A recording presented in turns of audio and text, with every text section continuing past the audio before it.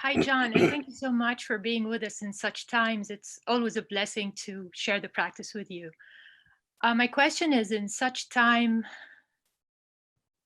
if I may call it awakening, where cultivating mindfulness is much, much needed, how do we as practitioners or even teachers navigate or deal with friends and family members who are rejecting the concept of mindfulness without even trying? How can we be mindful about that?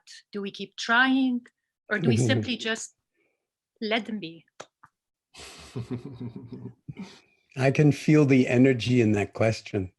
And I think that it's not an uncommon question, so it can't possibly just be your question.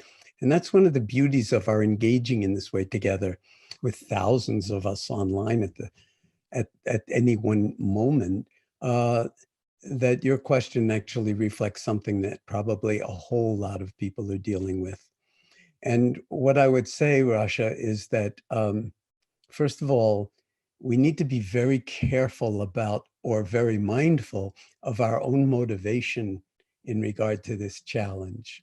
Okay. And even as you use the word concept in association with mindfulness, as soon as we wind up turning mindfulness into a concept, we've already denatured it. So it's very hard to actually express what it is that we most want for the people who we're hoping will connect with what you have encountered and deeply trust and know and value, and you want to share it. I think that ultimately the best way to share it is to simply be mindful yourself and let everybody be exactly as they are, and don't have some kind of project or hidden agenda around helping other people to be more mindful. The more you are your own center and axis of centeredness and stability, the more valuable you are to the people who love you the most and with whom you are in relationship, and let them just be who and as they are.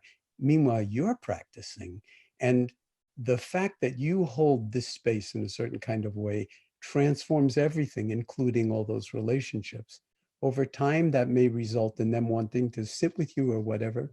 I'll mention this, it's not exactly in line with your question. I finished answering your question, but in terms of like a suggestion for all of us, even if there were no crisis, pandemic at the moment, I think it's sometimes useful to put meditation cushions around your house in different places. And then don't just sit in your one meditative space in your room or wherever you have it, but sit in the living room, sit in all over the house, have meditation cushions. I've started to do that, and it's wonderful. And then people actually see you be silent a lot of the time. Sometimes they might even appreciate that. Sometimes they might even want to sit with you if you happen to be sitting there in the living room on the floor, and they'll sit on the couch or something like that. But be careful about proselytizing mindfulness. The way mindfulness most gets transmitted is through embodied wakefulness. And then everybody is immediately touched because the real you has shown up in some way, and it's beyond words.